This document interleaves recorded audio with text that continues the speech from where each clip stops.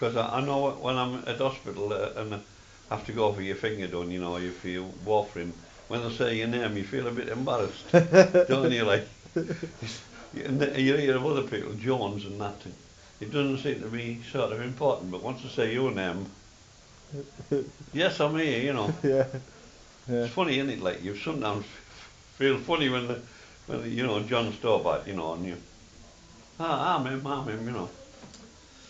Funny, like, it's funny, yeah. Yeah.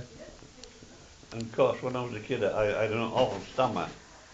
Oh, I had an awful stammer when I was a kid. Right. Couldn't get my words out.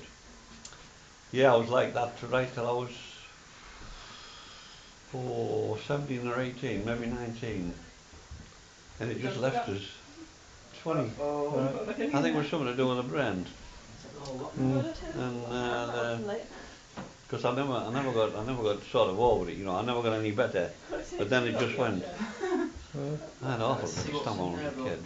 Couldn't get my words out. Really awful, man. Yeah. It's an awful thing when you can't get your words out Yeah.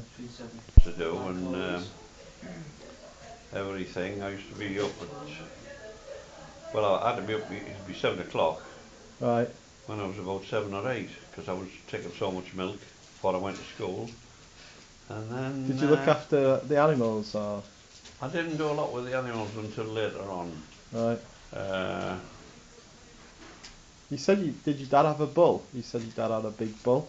yeah, but I was left school then when I used to handle a bull. It was a big bull, short on. Oh, the nasty devils. They never get used to you. You know, you can't make a friend of a bull. You think you'd have, and you turn your back and he's got you. He'll have you. Oh, you know, it's on. Because Oh I've dear. short arms. Oh, and arms are about like that near the head. They're very strong arms. I've seen this bull, one of these bulls we had.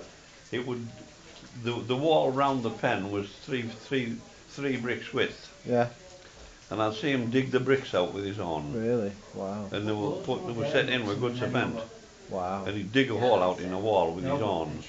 Wow. So that's how, you know, and he'd pick the big brown, it was like a brown sink. We used to use them for putting food in. Yeah. And every now and again he'd pick it up the wall and let it go and bang and smash in ever so many pieces. Wow. He would do that. Wow. He was a bad bugger, honestly. Wow. And you had to be careful that when you brought him out, because he had a ring in and he used to put the snap on his ring, Yeah. he had it on a pole, just short by the chain. When you brought him out, you had to make sure that his chain was fastened up on the, because he had a chain around his neck, on the nail on the wall, because you couldn't hold him there and bend down and pick the chain up and put it round his neck if it had fallen down. Yeah. You had to have the chain up there. Because if you went down it nail you, even if it was on the pole, he'd have you. Yeah. You had to be very careful, man, and leave nothing undone. And then you put the chain around his neck and put the thing through. Maybe put it through twice, because if he shook his head and it come loose, Yeah. he'd have his head over the top of the door, because there was a big door and a small door, you know. And the door, sometimes when he was young, sometimes we let him loose, so his legs he'd get a bit of exercise. We used to put a big bar across. It was it was just like well, actually it was a bed iron. It was a bed iron, and we used to put it across in by the wall there, and in by the wall there, so that it held the door, you know. Mm. Besides the bolt in the door, because you had that bar across. So he had to shift ever so many bricks if he wanted to get out, like. Yeah. But there was only once he got off the pole. He twisted his nose somehow, and the snap link went. And the bloody pole was loose. And I shouted to my dad, "Hey, the ball's loose." He's run up the yard. And he was on the back of the stack, knocking hell out of the stack. He had straw and stuff all over the place. So he said, "Look, we'll have to get him." So we went up with 2 pitchforks. Really? You know, you need a pitchfork with them. And so 2 pitchforks. So he says, "Come on, Bill." He says, "Come on." So he put his head up like that, and so he just dug him in the ribs with his pitchfork. Must have put in about an inch. You people got curl him up. I got him at the other side, and then he understood you mean business.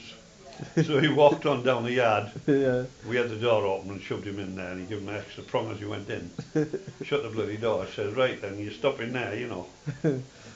Oh hell, I was no flies on me dad. Did he get you the bull? No, I never got to No. us. Aye, my dad, oh, he had a hell of a temper, and if you, well, as a kid he was scalded badly down one leg, and it interfered with his nerves. Right. He had a hell of a temper, and anything like that, if it didn't do as he wanted it, he'd knock hell out of it. Oh, he'd knock hell out of it, one way or another, he'd knock hell out of it. Yeah. Really have the blood flying. Yeah. Oh,